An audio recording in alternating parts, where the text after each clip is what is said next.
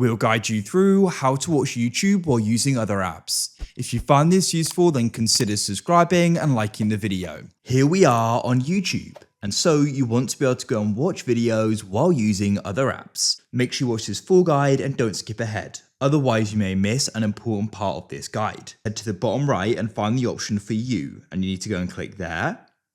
Next, you need to go to the top right and go and find the gear or cog icon to go and open up the settings.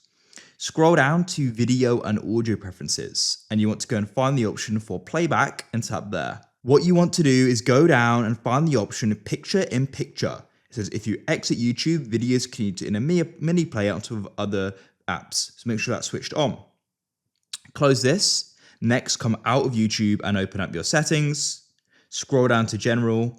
Scroll down to picture in picture and make sure start pip automatically is turned on. Now return to YouTube. Find a video you want to do this with. So for example, I've got this video here. When the video is playing, then all you need to do is go and swipe up, and as you can see, it continues to go and play. You can go and pinch on it to go and resize it, and you can go and drag it where you want to on the screen. As you can see, it's that easy.